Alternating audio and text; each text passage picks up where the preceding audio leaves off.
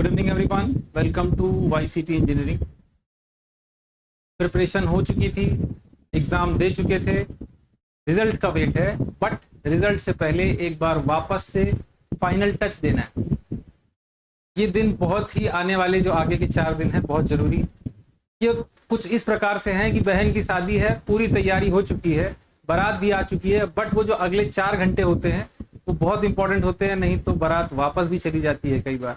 तो अगर आज इन बातों पे ध्यान नहीं दिया गया तो सिलेक्शन होने के बावजूद आप रह जाएंगे पीछे, है ना। तो एक बार नोटिस को हम लोगों ने अच्छे से रिफर कर लिया है, और उसके लिए आपके लिए उसमें क्या क्या बातें इंपॉर्टेंट हैं इन सारी चीजों को ऑब्जर्व करते हैं, है?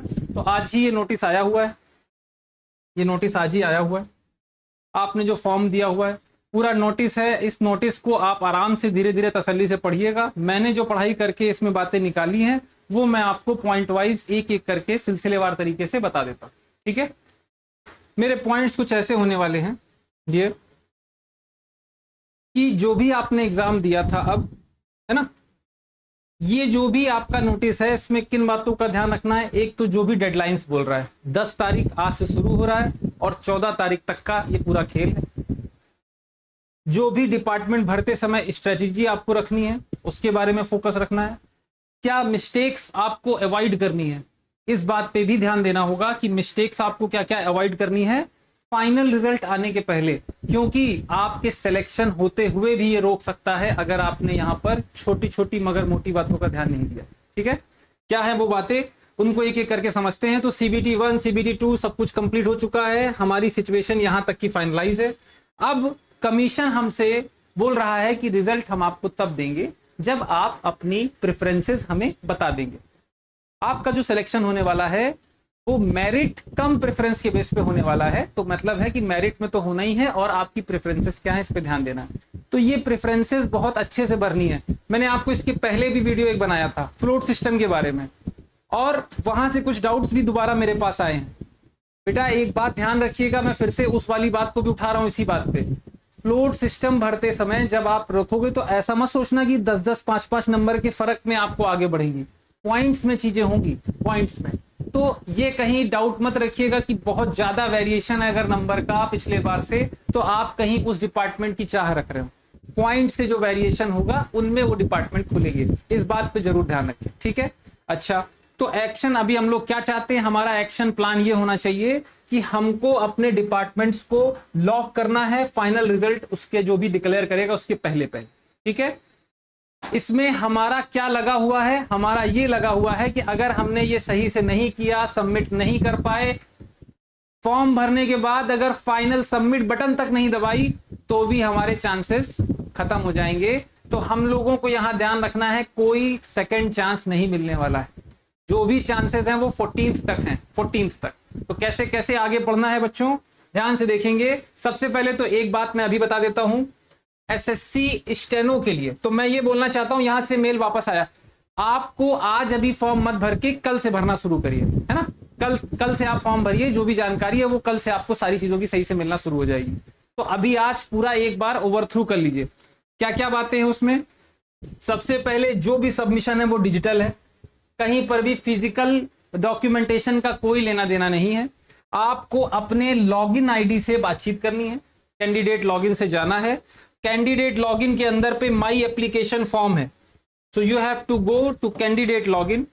कैंडिडेट लॉगिन में जाइए और उसके नीचे पर माई एप्लीकेशन फॉर्म है, उस माई एप्लीकेशन टैब पर क्लिक करके आप अपनी प्रेफरेंसेस को भरेंगे, ठीक है। जब प्रेफरेंसेस भरेंगे तो उसमें भी कैसे कैसे अभी आगे मैं पिक्चर में ऐड कर रहा हूं। ध्यान ये रखना है कि सबमिशन लॉक करना है, वो कैसे लॉक करना है, फाइनल सबमिट बटन दबा करके, है ना। जब फाइनल सबमिट बटन दबाएंगे तो आपके पास एक कंफर्मेशन ईमेल आएगा। तो इस बात का भी ध्यान रखना है आपको कि फाइनल सबमिट बटन दबाएं और कंफर्मेशन ईमेल आपके पास आ जाए। थर्ड पार्ट क्या है कि आपको यह ध्यान रखना है कि आप लोग रिवीजन कर सकते हैं। ऐसा नहीं है कि आपने अगर आज या कल 10 या 11 तारीख में कुछ भर दिया तो आप उसको ठीक नहीं कर सकते हैं। 10 से लेकर के 11, 10, 11 जो भी डेट्स है इसमें आप जो भी भरेंगे उनको चेंजेस कर सकते हैं, लेकिन ये चेंजेस कब तक अलाउड है डियर, तो जो भी चेंजेस हैं ये अलाउड हैं 14 तारीख से पहले 14 तारीख को लास्ट में 11:59 के बाद ये विंडो क्लोज हो जाएगी। तो 14 तारीख की रात तक आपको ये सब भर देना है, बात खत्म, है ना। तो कहने का मतलब है प्रेफरेंसेस में भी आप चेंजेस कर सकते हैं, बट अभी से भरना शुरू कर दें। आपको सारी चीजें पहले से पता है, आराम से सारी चीजों को भरें। उसके बारे में वीडियो मैं ऑलरेडी बना चुका हूं कि किस तरीके से भरना है, किन बातों का ध्यान रखना है। अलग अलग कैंडिडेट्स जो हमारे हैं, जैसे कि एक कैंडिडेट है जो पहली बार है, एक कैंडिडेट है जो दोबारा अपग्रेड के लिए अपने तैयारी करा हुआ है। तो अपग्रेड वाले ध्यान रखें, उन्हीं डिपार्टमेंट को भरें जो डिपार्टमेंट उनको चाहिए, वो भी फ्लोट वाले, है ना। तो ये सब बातें ऑलरेडी डिस्कशन में हो चुकी है। अब जब आप फॉर्म वहां पर खोलेंगे तो आपको कुछ ऐसा मिलेगा, प्रेफरेंसेस में अलग अलग कोड है, ADFGLN। ए कोड हमारा दिखा रहा है जूनियर इंजीनियर सिविल में BRO डिपार्टमेंट के लिए, तो ए है BRO के लिए, डी है CWC के लिए, F है CPWD के लिए, G है आपका CWPSS के लिए, है ना, CWPRS के लिए जल शक्ति विभाग, L है हमारा ये बैराज प्रोजेक्ट वाला जो जल शक्ति का है उसका है, N हमारा मिलिट्री इंजीनियरिंग सर्विसेज का है। तो ये जब आप प्रेफरेंसेस भरते हैं तो यहां पर आपके कोड्स आएंगे। जैसे ये आपने फॉर्म देखिए, इसमें आपको दिखेगा।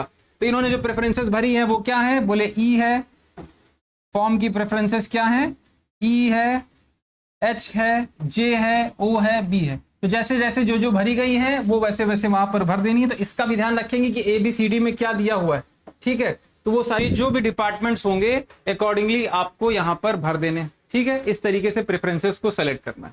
अच्छा भाई, अब कुछ क्राइटेरिया है जिसका ध्यान रखना है, जैसे कि एज लिमिट्स। कई जगह पर एज लिमिट 30 है, कई जगह पर 32 है, ध्यान रखना है। तो आपको किसमें क्या है अभी बता रहा हूं।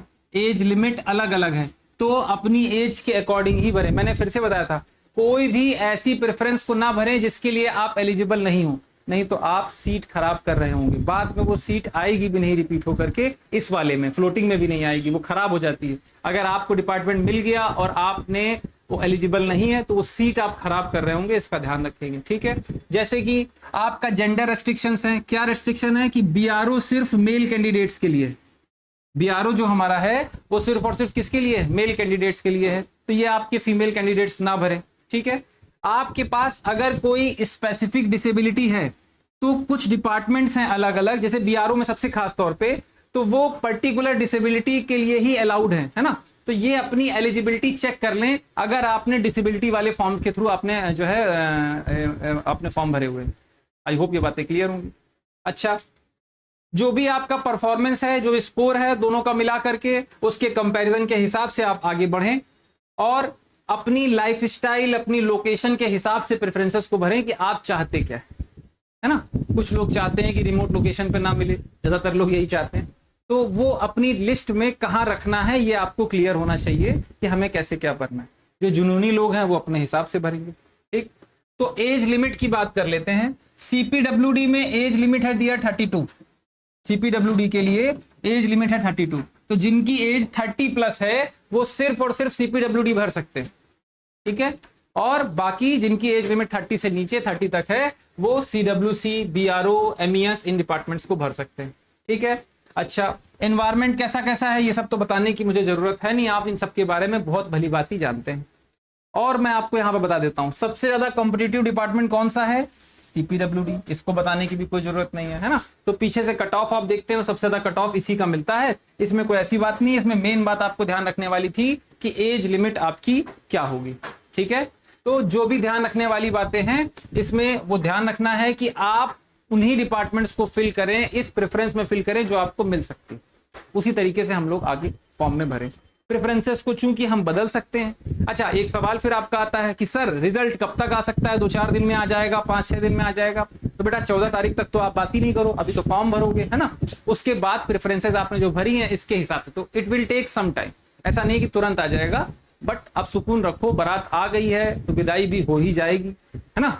अगर घर तक बारात आ गई है तो विदाई भी हो ही जाएगी, कोई टेंशन की बात नहीं है। तो यहां तक आ गए हैं, बस खाली बड़े ही ध्यान से, समझदारी से आने वाले 4 दिन में अपने फॉर्म को अच्छे से भरें, प्रेफरेंसेस को कायदे से भरें, कोई गलती वहां पर होने की गुंजाइश नहीं है।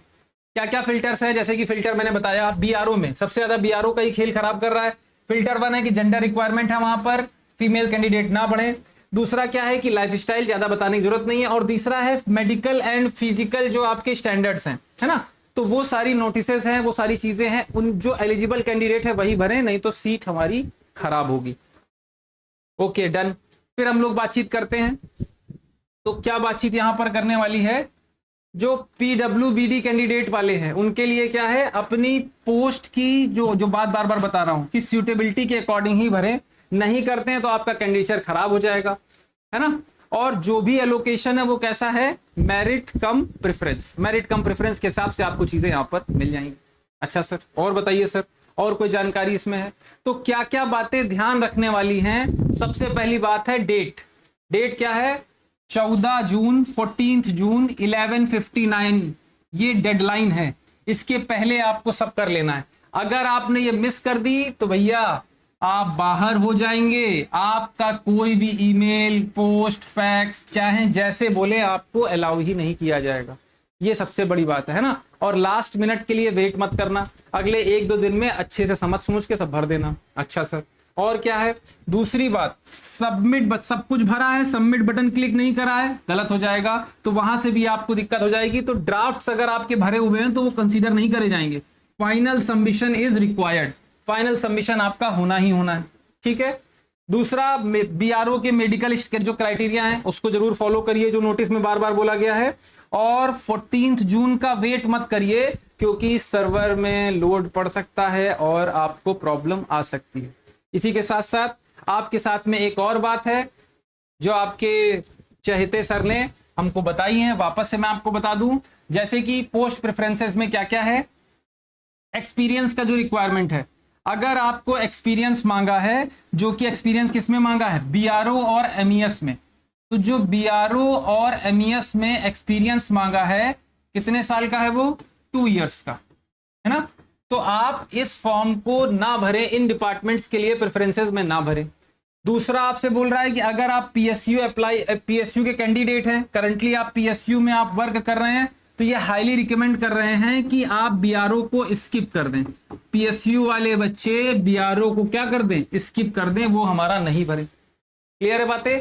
अगला पॉइंट क्या बोल रहा है, मेडिकल वाली बातें, क्या कि फीमेल्स जो हैं वो बीआरओ के लिए एलिजिबल नहीं है। काहे में, बीआरओ में एलिजिबल नहीं है। और साथ ही साथ मेल कैंडिडेट्स अपनी एलिजिबिलिटी चेक करें, जिसका मैं बार बार ध्यान रखना हूं। और जो भी हमारे एसएससी जेई में ऑलरेडी हमारे वर्किंग कैंडिडेट हैं, है ना, वो do not select your current department again. आपको ये तो पिछले वीडियो में मैंने बता दिया है, वापस से करंट डिपार्टमेंट मत सेलेक्ट करिएगा, क्योंकि आप करंट डिपार्टमेंट मिल भी गया तो आप शायद पुराना वाला सेलेक्ट कर लेंगे और उससे आप सीट खराब कर देंगे। तो ये बातें बहुत इंपॉर्टेंट है करने वाली, कि जो बच्चे लोग कहीं पर जॉब कर रहे हैं तो वो ऐसे डिपार्टमेंट मत चूज करें कि जिन डिपार्टमेंट को आप लेओगे नहीं, वो वाले डिपार्टमेंट बिल्कुल ना चूज करें, वो सीट खराब करेगा। तो हमारी जो प्रायोरिटी है वो ये है कि ज्यादा से ज्यादा सिलेक्शन, क्या हो, ज्यादा से ज्यादा सिलेक्शन हमारे हो पाए, ठीक है। सो आप सारी चीजों को एसेस करिए, अच्छे से एसेस करके एग्जीक्यूट करिए, और बहुत जल्दी आपका फाइनल रिजल्ट आने वाला है। मैं प्रांजुल पांडे, पूरी वाईसीटी टीम आपके साथ में है। आपको जो भी प्रॉब्लम्स आए, आप अपने हमारे टेलीग्राम चैनल पर, है ना, कहीं पर भी जहां पर भी आप जुड़ सकते हैं, वहां से जुड़ करके अपनी प्रॉब्लम्स को डिस्कस करें। हम पूरी तरीके से पूरी टीम के साथ आपके साथ में लगे हुए हैं, है ना। जो भी प्रॉब्लम्स हैं उनको डिस्कस करिए, उनका सोल्यूशन आपके लिए दिया जाएगा। तो सबसे पहले फॉर्म आज भरने की कोशिश मत करें, आज अच्छे से एसेस कर लें। जो भी प्रॉब्लम्स हैं वो कल तक और निकल करके आ जाएंगी, तो कल से फॉर्म भरना शुरू करें। दूसरी बात है कि लास्ट डेडलाइन का इंतजार मत करें। प्रेफरेंसेस आप बदल सकते हैं, लेकिन कब तक, 14th तक, वहां तक आपको फाइनली सबमिट करना हो। This is all from my side. Thank you everyone, all the best.